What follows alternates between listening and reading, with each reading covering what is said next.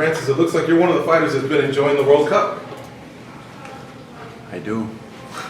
Until this morning, when the last African country lost. Why do you think they didn't qualify? Like any of the African countries, they didn't pass? No.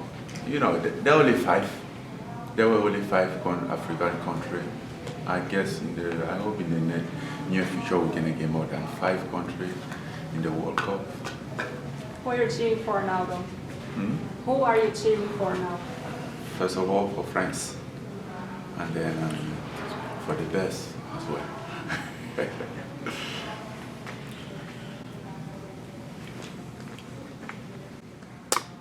I guess let's jump back to after the loss to Stipe. What was the main things when you went back to training that you started looking at and that you started focusing on? Maybe not so much even for this one, but were there areas in your game that after the last fight you were like, all right, let's go back, let's focus on this? So the main thing was my like, how are we gonna say it? My lifestyle. Yeah. So how to set up things. I think there a lot of things was messed up for that fight, and then I'm trying to not allow that to happen again. So it was distractions, just things distracting you away from the fighting game? It's not like distraction, you know. I moved here from France last year, and then when I came here, I did the mistake, you know, like just rely again on my team in Paris, and then when I get and team were going very good, but when I get the fight in 6 weeks, so that is when I realized that I need somebody like right away, but they couldn't make it right away. So I had to go back in Paris 3 weeks before the fight, plus others things around. So it was too much, and yes, and then I think all that kept me in pressure. So that put me out of myself. So even in the fight, I wasn't myself. I didn't do things like I used to do or like I would want to do. You know, I predict that the fight really start at the second round. But when I watched the fight, the way that I went in the first round, it's not like I used to do. It's not my style. It wasn't the game plan, you know. But I think it was a mess, just the mess up, and then just try to let it happen until we'll be back. Did you not realize this leading up to the fight? It wasn't until you were in the fight that you realized this had an effect? I realized it, you know, before moving Paris right away, before go back to Paris, I realized it that is not a good idea. But I didn't have a choice at that right moment. So I had to do something at that moment. So, and then I knew that he wasn't the best thing to do, but it wasn't too much option. So what changes have you made since the fight? Try to set up things here, you know, find some people to work with them here. Like for this training camp, I work almost all my training camp. I worked with John Wood. You know, this is the guy that if I am in Vegas and then they say, okay, you have to do this, you have to do the media tour for tomorrow. You're just going to tell him he will travel with you right away. You will not tell somebody to Paris to travel to come here and travel with you tomorrow. You know. And that is something that I ignored it, and I didn't do it. So Woods kind of acting as your main coach here in Vegas? So John Woods acting sort of as your main coach here in Vegas? Yes, so far. Okay. Well, can you talk about Derrick Lewis and his style? How is his fight going? Okay, Derrick Lewis and his style. So, can you remind me his style first? Because What is his type? He's a big guy that comes forward, I guess, if that's his style. Okay, I'm another big guy, but instead to go forward, we will be smarter and go back to the Francis before the last fight. Watch my opponent, leave it come to me, and then as soon as he gives me the opportunity, I take it. You can change and make adjustments after a loss, but what adjustments will you make maybe in your heart or in your mind going forward now? The adjustment that I did for in my mind, all this is my goal, is my purpose, and then. Sometimes when thing goes well, yes, there are a lot of people around it, there are a lot of people in it together, and then when you fail, it's your fault. So the adjustment that I did, I just put it in my mind. It's my business. Good or bad, it's my business, and I'm gonna handle it. I'm gonna face it. I think of Derrick Lewis outside the cage. He talks a lot more than you do. It's a very different style of person than you are before fights. What do you think of his personality?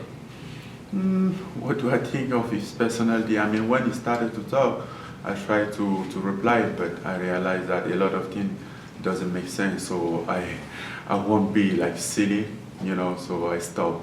I let him do his thing.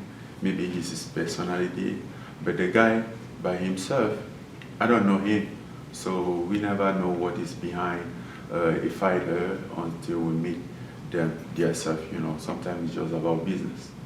Do you think maybe after the fight you'll talk to him? I don't know. I don't have no restriction. He's been wanting to fight you for quite some time. Why do you think now is the right time to do that fight? You're gonna fight me on July 7th. That is the only answer that I can give. And then if he really do need to fight me, he get me. So we all set. Are you able to say why you had to go back to Paris kind of suddenly before that last fight? Because I think at the time people were wondering, why is he going back? He should be in the States. The fight is in the States. I think I just talked about it, but let me repeat myself. I have to go back to Paris because my team was in Paris and I didn't have team here. And right away they give me the title fight, and then I realized that I need somebody to work with, and that was something that I didn't have it here in Vegas at the time. So that's why I had to go back to Paris. So you felt you trusted the team back in Paris, and you didn't trust anyone here to kind of take you to that title fight, I guess. You trust someone when you get it, but right. You can't trust right. trust or not trust someone who you don't have it. Right. It doesn't just happen suddenly. I didn't have team. Right. So if I had team here and then go to Paris, that would be the matter of trust or something. But I didn't have team, so it's not a matter of trust.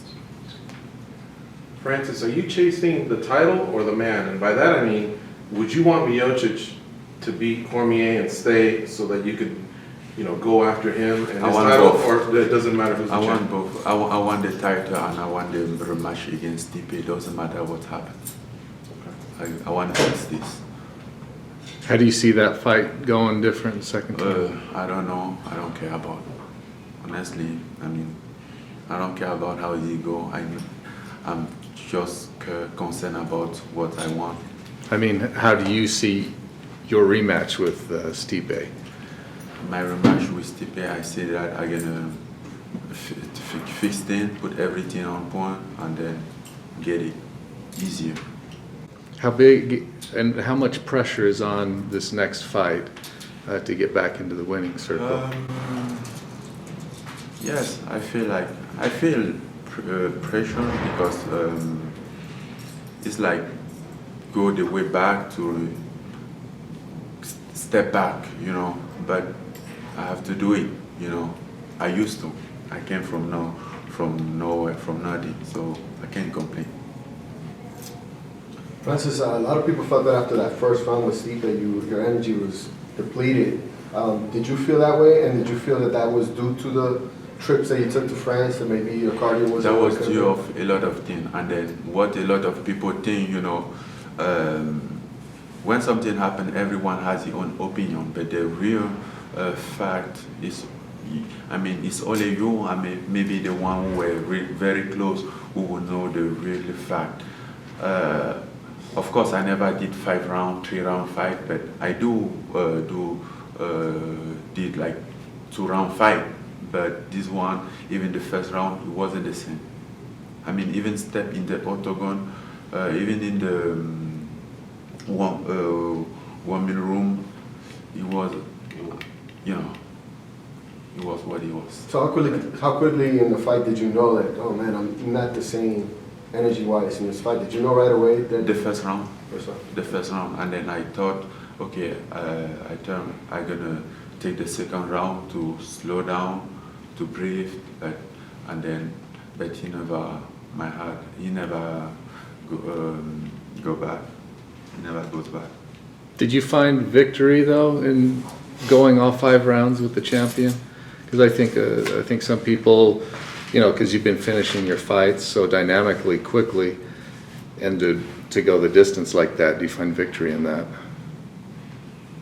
Do I find a victory? Yeah, that you're able to last the 5 rounds. The most important is to win. It's not to go 5 rounds or first round. If I have to win after 5 rounds, if that's the only way to win, okay. But I have the win for the first minute, it's okay too. But you didn't learn anything more about yourself through that battle, that 5-round battle? I don't learn anything about myself. I do learn something about myself. I never been to 5 rounds, and then the way that I was tired, I realized that I can go through 5 rounds because let's say everything was on point, I would go 5 rounds easy.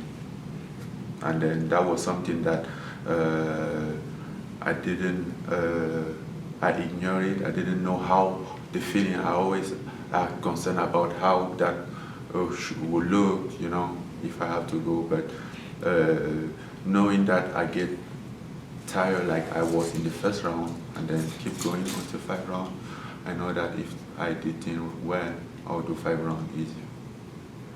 One last one for me. Curtis Blades had said he wants to get a title shot, but if he doesn't get the title shot, he said he'd want a rematch with you. Is that a fight that you think that interests you or that you'd be willing to redo? I would be okay with that. Curtis Blades is doing well. He well deserved it. So there are nothing to say about this guy. This guy is one of the contender now to keep eye on it. But if you want the rematch, I'm open to that. I'm open to that. How popular are you in France compared to like Paul Pogba or some of the French superstar soccer players? Do a lot of people recognize you? Yes, before this fight. Yes, I went in France before the title fight, but after the title fight, I didn't go back there. In France, I went in Cameroon. And I was just gonna say, have you noticed since your popularity that France has come closer to embracing MMA and possibly sanctioning it in the future? Yes, I noticed that. Even before my fight, I went in France, and I was surprised that even the TV who used to just talk about soccer and stuff, they want me like for interview, and I was like, I don't have nothing to tell you about soccer, and they're like, no, we're gonna talk for MMA. So I was like, really? So you're gonna talk about MMA? So it was surprising, So I get I had a lot of interview in Paris, and then we refused a lot of them too because it was just too much. And that is something, before I leave here, I was like, okay, I'm gonna run away from the camera, from the media, but in France, that was like going crazy. Cool. Thank you very much. You're welcome. Thanks, Francis. Thank you, Francis. You're welcome.